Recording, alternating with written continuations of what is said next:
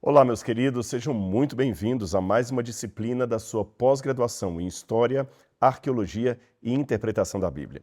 Essa é a disciplina de livros poéticos. Eu sou Rodrigo Silva e terei o prazer de acompanhar vocês durante mais esse conhecimento da Bíblia Sagrada.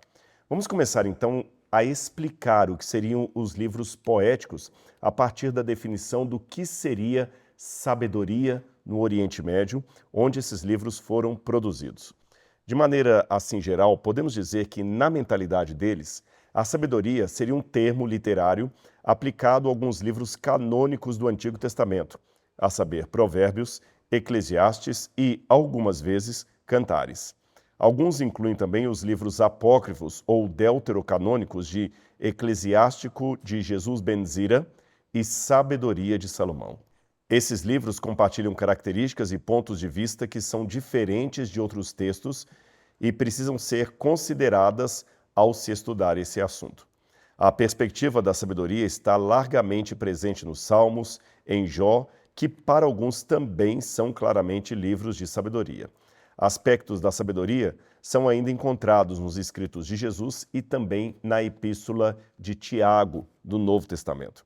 Se formos a termos mais da gramática, da língua que foi original para produzir o Antigo Testamento, vemos que a palavra-chave para sabedoria entre os hebreus é a palavra Hokmah.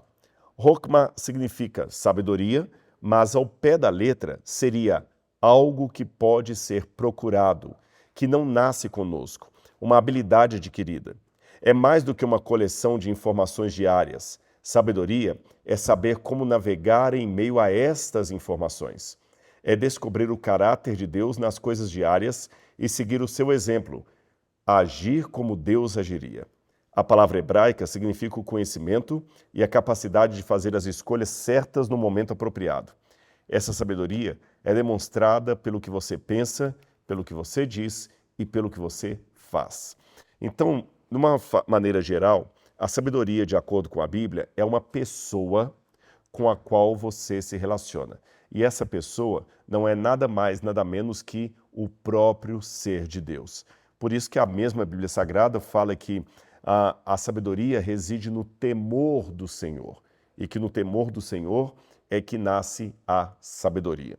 Agora, indo em termos, digamos assim, mais concretos, nós podemos dizer que, para eles, a sabedoria ela envolve também uma ironia, a sabedoria envolve humor, envolve charada, são discussões acerca do dia a dia, da vida diária.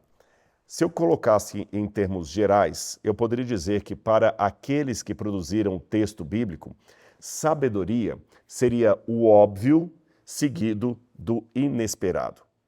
O que seria isso? Bom, imagine que você, quando vai perguntar algo para um sábio, normalmente tem essas anedotas, essas experiências ou ilustrações de uma pessoa que sobe até o alto do Himalaia, ou vai até uma caverna, ou ao meio do deserto, para se encontrar com um velho sábio.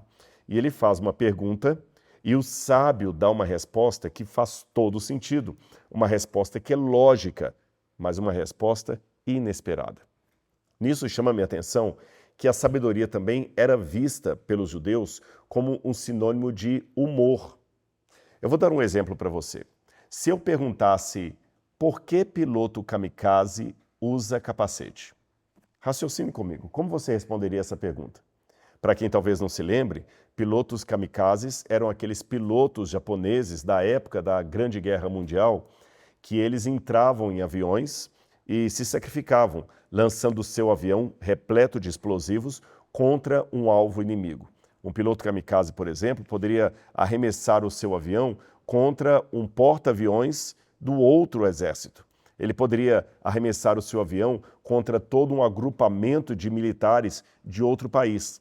Então, antes de entrar no avião para se matar, ele fazia todo um ritual, tomava uma bebida especial para isso, colocava o lenço, se preparava, despedia-se dos seus amigos e companheiros, então entrava no avião, do qual só sairia morto. Ele iria com esse avião direto para um alvo que, como eu falei, geralmente era algo que pudesse atingir o inimigo. Agora, o curioso é que se você olhar fotos, imagens ou mesmo desenhos de kamikazes, eles estão sempre com um capacete na cabeça. E a pergunta é, por que um kamikaze usaria capacete? Afinal de contas, ele vai morrer mesmo? Parece sem sentido, não é? Sabe qual é a explicação? O kamikaze usa capacete não para proteger a sua cabeça. Mesmo porque, se você cai num acidente aéreo, um capacete não vai fazer diferença nenhuma. Eu estou falando de ter um acidente aéreo, não um acidente de moto. Se você está numa moto e cai, o capacete pode proteger a sua cabeça.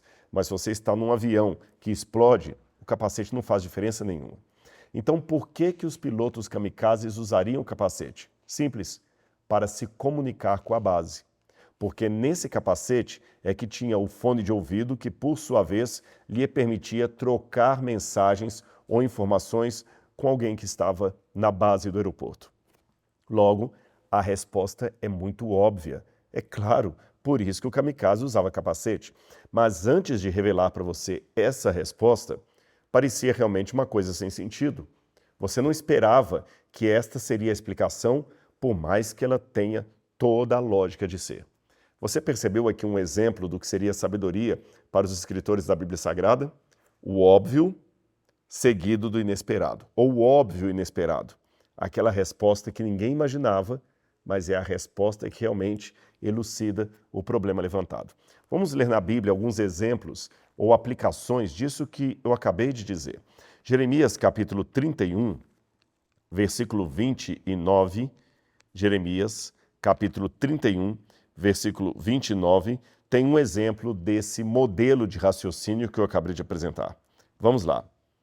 Naqueles dias já não dirão, os pais comeram uvas verdes e os dentes dos filhos é que embotaram. Veja, uma coisa óbvia, mas inesperada. Como que um pai pode comer algo e o dente do filho é que vai embotar? Não faz sentido. Mas essa era exatamente a realidade social do judaísmo e do povo de Israel naquele tempo. Vamos ler mais uma passagem. Ezequiel capítulo 18, versículo 2. Ezequiel capítulo 18, versículo 2. O texto que eu mencionei apresenta aqui no seu contexto original e diz assim: o que vocês querem dizer? Vocês que ficam repetindo esse provérbio a respeito da terra de Israel, os pais comeram uvas verdes e os dentes dos filhos é que embotaram? Tão certo como eu vivo, diz o Senhor, vocês nunca mais repetirão esse provérbio em Israel. Ou seja, o povo estava desgostoso porque Israel estava sofrendo consequências de um erro que o pai deles haviam cometido. Então aqui a pergunta é, por que está acontecendo isso? Deus então aproveita esse provérbio para fazer uma promessa. Calma, vocês não vão mais repetir esse tipo de provérbio entre o povo. Ou seja, aqui você tem um elemento de obviedade, de ironia e também de charada. Como será isso? Como será que Israel não vai mais ser atacado? Lembra também que eu falei de sabedoria como sendo um sinônimo de humor? Pois é, eu vou contar uma história para você. Uma vez um rabino foi interpelado pelos seus alunos que lhe perguntaram, mestre, o que o senhor prefere? Um cavalo veloz ou um pangaré quase parando? O rabino olhou para eles e falou, bom, o que vocês querem? Eles falaram, olha, rabino, é lógico que se for para preferir, nós preferimos um cavalo veloz. Mas e o senhor? Depois de ouvir a resposta dos alunos, o rabino falou, bom, depende. Se eu estou do lado certo ou do lado errado da estrada. Se eu estiver do lado certo da estrada, um cavalo veloz é uma bênção, mas um pangaré não. Porém, se eu estiver do lado errado da estrada, o cavalo veloz será uma maldição, porque quando eu descobrir o erro, já cavalguei muitas léguas de distância. Óbvio, não é? Mas inesperado. Ninguém aguardava esse tipo de resposta. Esta é, em outras palavras, a essência da sabedoria hebraica, aquela que foi a responsável pela produção de livros, como eu mencionei, o livro de Provérbios, o livro de Salmos, o livro de Eclesiastes, o livro de Jó. São livros que refletem a sabedoria. E não menos importante, nós temos também o livro de Eclesiastes de Salomão, que nós vamos estudar ainda aqui nessa disciplina. Vamos lá. Outra maneira que nós temos de entender a sabedoria no contexto bíblico é aplicar os seus princípios para o dia a dia. Eu quero ler com vocês, já que eu mencionei Eclesiastes, o livro de Eclesiastes, capítulo 7, versículo 8. Eclesiastes, capítulo 7, versículo 8. Na minha tradução diz assim: melhor é o fim das coisas do que o princípio delas. A paciência é melhor do que a arrogância. Melhor é o fim das coisas do que o princípio delas. Ou seja, você não deve fazer toda uma análise da sua vida com base apenas num recorte de um evento que acontece ou que aconteceu. O livro é muito maior do que um capítulo nele escrito. Uma vida é muito mais do que um dia nela vivida. Então vamos ver essa aplicação de Eclesiastes, o fim de todas as coisas é melhor do que o começo delas, aplicado numa ilustração. Dizem que uma vez um homem da roça, porém muito sábio, tinha o costume de não julgar as coisas enquanto estavam acontecendo. Ele tinha até um jargão que havia ficado popular entre os seus trabalhadores, onde ele dizia: se isso é bom ou é ruim, eu não sei, o futuro é que vai dizer. E essa mesma ilustração diz que depois de um determinado tempo, um dos seus empregados chegou apavorado, falando assim: mestre, patrão, aconteceu algo terrível. E antes que o jovem continuasse a história, o patrão falou: não, você não pode falar que isso é terrível. Você não sabe, o futuro não chegou ainda. Isso pode ser bom ou pode ser ruim, nós não sabemos. Mas o que foi que aconteceu? E o jovem empregado disse: bom, já que o senhor não quer classificar entre bom e ruim, eu vou dizer o que aconteceu. Aquele cavalo mais caro que o senhor tinha, puro sangue, alguém deixou a porteira aberta e ele fugiu. Aquele homem bom? Isso parece ser ruim, mas se é bom ou ruim, só o futuro vai nos dizer. Depois de um tempo, coincidiu que aquele cavalo puro sangue, bonito, caro, cavalo de raça mesmo, acabou arregimentando outros cavalos que o seguiram e, por instinto, ele voltou para o curral daquele dono. Você sabe, alguns cavalos têm a tendência de se tornarem líderes de um outro grupo. E mesmo entre os animais, há aqueles que assumem funções de liderança e os animais que respeitam essa liderança. Foi isso certamente que aconteceu. Aquele cavalo, ao passar, acabou atraindo outros cavalos, especialmente éguas, que agora o seguiram e entraram dentro do curral onde ele antes morava. O empregado, quando viu a cena, ficou maravilhado e correu no dono e disse: Senhor, o senhor tinha razão. O fato de seu cavalo ter fugido foi uma bênção, porque ele acabou de voltar sozinho e trouxe consigo mais 11 cavalos, a maioria éguas, que nós podemos usar para procriar. Isso é muito bom. O senhor tem agora 12 animais, quando antes só tinha um. O dono da fazenda novamente falou: se isso é bom ou ruim, só o futuro vai dizer. Depois de um tempo, o filho do dono da fazenda foi adestrar aqueles cavalos. Mas por serem muito selvagens, um deles deu muito trabalho, deu pinotes e acabou derrubando o filho do dono no chão, de modo que ele quebrou, fraturou a bacia e ele nunca mais voltou a ser quem ele era. Agora tinha que andar sempre mancando, o dia inteiro mancando. E o empregado, lembrando da situação, falou: patrão, o senhor tem razão. Isso aqui não foi bom, porque se esse cavalo não tivesse voltado com os demais, o teu filho não teria tentado adestrar um deles, não teria caído no chão, fraturado o quadril e agora, estando impossibilitado de trabalhos mais pesados, anda mancando.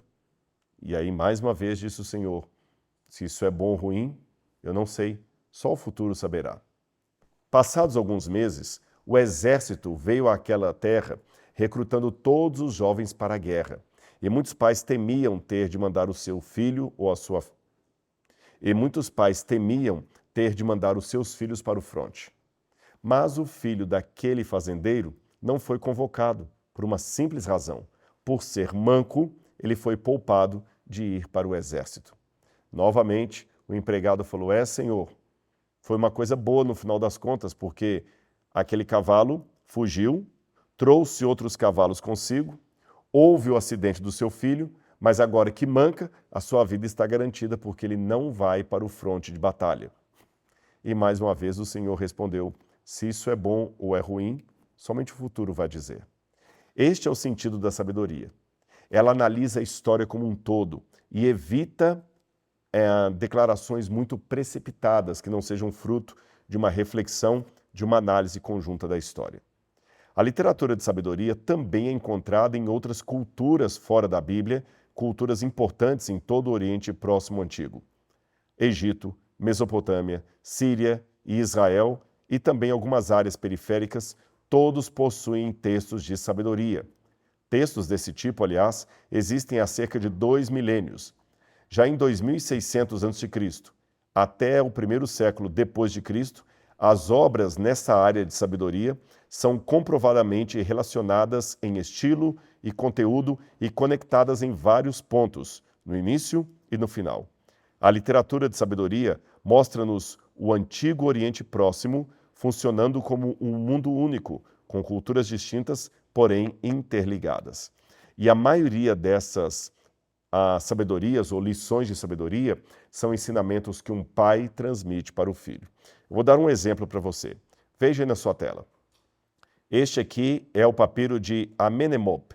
Amenemop traria conselhos que foram dados de pai para filho. Vamos conhecer alguns desses conselhos e veja como eles são semelhantes a algumas passagens que nós temos na Bíblia.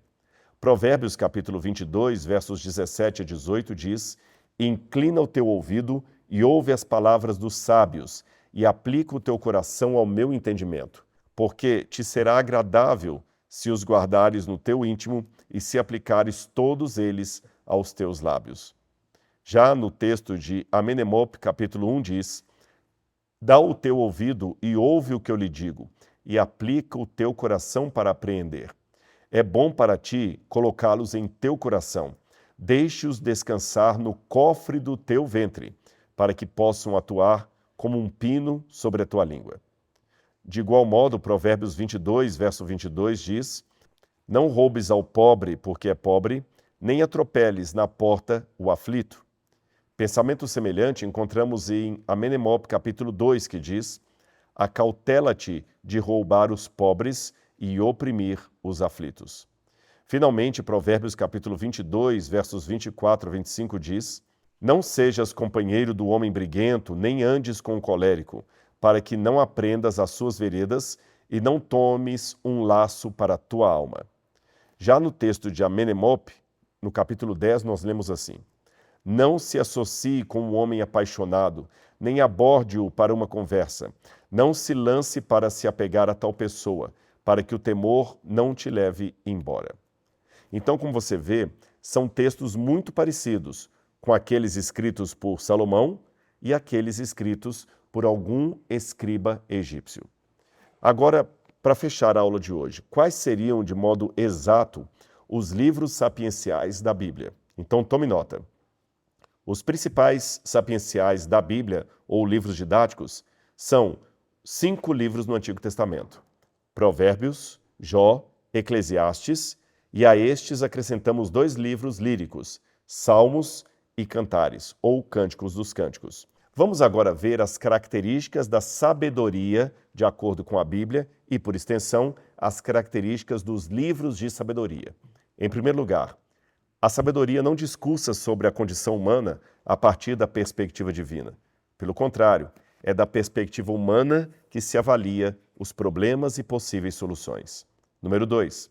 A sabedoria procura dar expressão ao modo como as coisas são. Ela é descritiva, mas não determinativa. Em terceiro lugar, ela atenta para ensinar como escolher o caminho correto. A vida é muitas vezes descrita como sendo 2 caminhos. Número 4. Não há um assim diz o Senhor como base autoritativa. Sua base está na sabedoria, na natureza e na providência de Deus. Número 5. Há um apelo à experiência de alguém que experimentou o sofrimento e também o erro, e também um alerta contra os erros do passado. Ainda mais, há o conselho para que se ouça com atenção a experiência daquele que viveu bastante, para ver certas coisas. Número 6, a sabedoria é alicerçada em estruturas sociais como a família, anciãos do povo, corte do rei. Número 7, a sabedoria não é uma revolução. Ela não demanda demandas radicais na sociedade, mas no indivíduo. E número 8, as consequências são responsabilidade das escolhas. Este é, em síntese, o sentido de sabedoria para os antigos autores da Bíblia Sagrada e também para os povos vizinhos de Israel. Na próxima aula, vamos continuar explorando esse assunto e aprendendo um pouco mais sobre o misterioso mundo da sabedoria. Um abraço e até lá!